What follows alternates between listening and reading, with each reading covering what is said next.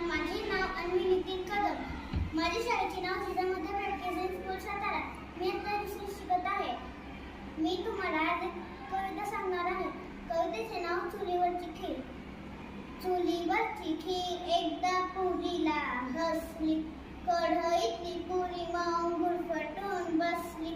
काही खिल्या फुलेना, जरा सुद्धा फुलेना, झाऱ्यानं टोचलं तेही तिला बोचलं. अशी थट्टा पुरीच्या काळ झाला डसली. पुरी झाली लाल लाल, तिचे फुगले गाल गाल, मन आले भरून, डोळे लागले झरून. तिथून उठून तरा तरा ताटात जाऊन बसली. खीर थंड झाली, वाटेत बसून आली. लाडे लाडे खीर मग पुरी जवळ गेली. पुरी ताई बघ जरा इकडे, माझे म्हणणे ऐक गडे.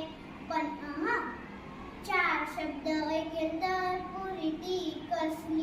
तिकडून ताई आली, तिने युक्ती केली.